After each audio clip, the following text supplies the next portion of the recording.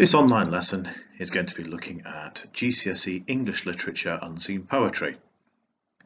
The lesson will use the sample practice paper, which has the poems Midwinter and Today, and we'll be looking at the 8-mark question.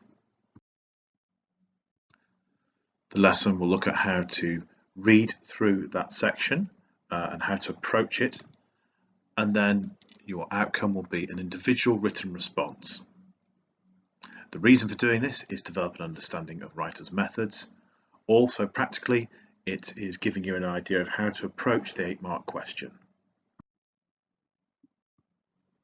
As you can see, the 8-mark question asks you to compare. It says, both poems present different seasons of the year.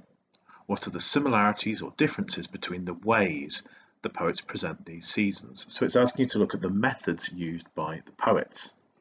This question is assessing your understanding of AO2. It wants you to talk about the methods more than the actual meaning. So it's really important to keep a focus on the methods first and understand also that this is an 8-mark question. It is relatively brief and actually it wants a shorter response than the 24-mark question which precedes it.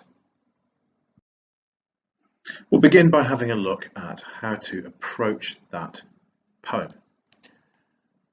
Firstly, the advice is to highlight your details quickly. This is presuming that you've read both poems. As you're going through, bear in mind the trigger words, which are indicated there of both. However, we're looking for points about language, structure and form. So let's actually begin with probably the most obscure of those two, which is structure.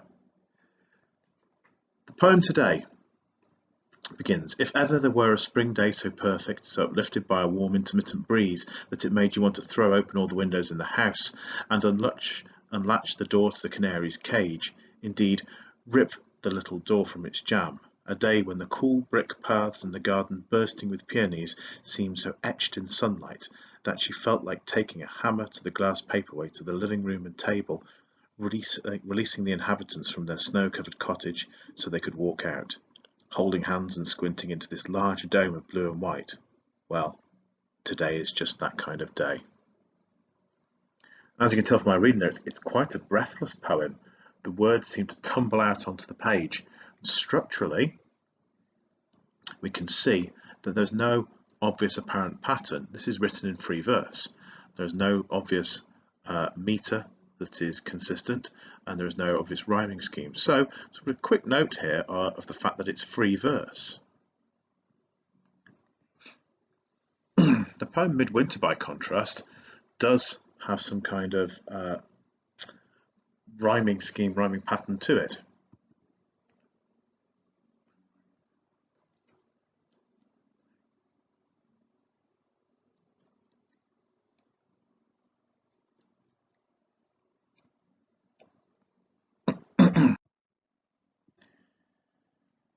Let's begin by going back to Midwinter. No breezes move the branches, no birds sing. December's frost has turned the world to grey, the earth in winter trusting for the spring. Silver hedges where the dead leaves cling, the clouds that shroud the winter sun away. No breezes move the branches, no birds sing. The bitter cold that makes your fingers sting forms icy mist from anything you say. If we look at this, we can see a clear rhyming pattern.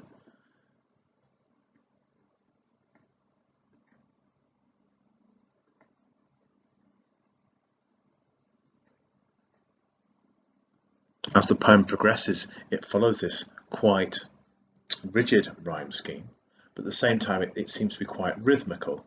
It doesn't feel rigid, it doesn't feel contained, but it feels more controlled. Now as you see that, you might start thinking about the contrast between the two seasons here.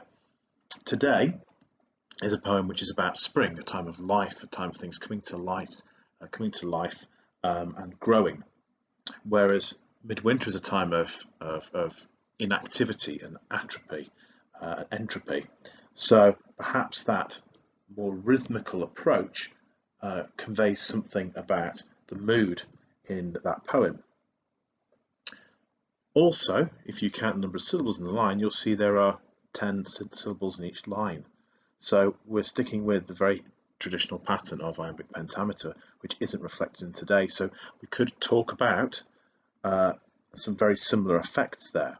So if we talk about the poetic meter, is iambic pentameter. Or we can refer to 10 syllables in a line. The clear important thing here is there's a contrast between the two poems and their methods. As we go on, you will find other things which are similar or different.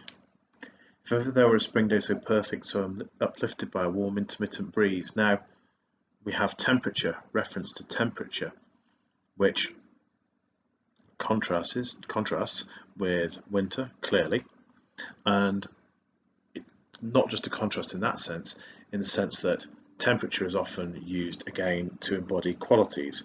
Cold is associated with being emotionless or inactive. The warm, quite the opposite. So it's conveying something about the time of year. So we're going to mention the warm. And we see a contrast if we look across to this poem, where we have, for example, the icy air.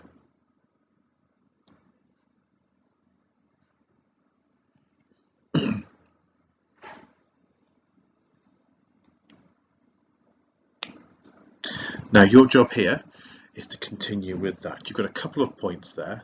See what else you can find in terms of how these two poems convey their message in terms of the methods. It can be choices of word, so language.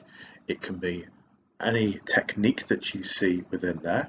What we're looking for is points of similarity and difference, but what we're looking for mostly is it's the method that is used rather than going too far into the actual effect.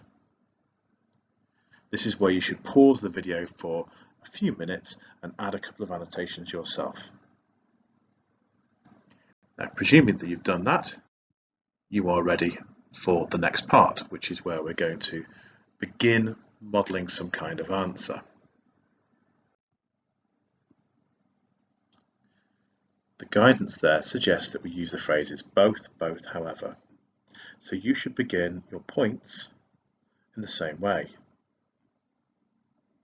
And this is where we look at what they do, hopefully similar, or indeed what's different.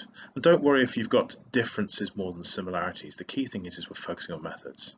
So I'm going to find a similarity in that both of them use tropes and images of temperature.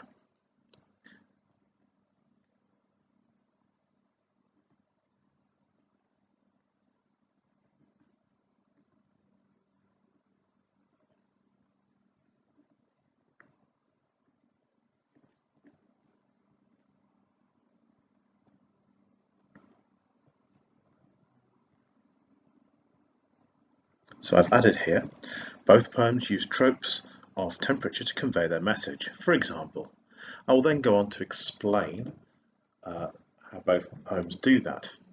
Key thing to remember though is this is a very short question.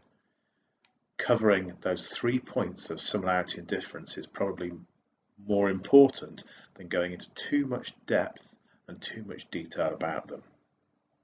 Okay, this is where you now need to continue that answer and aim to cover 3 points of comparison, whether that's similarity or difference, and that should take you in the region of about 20 minutes.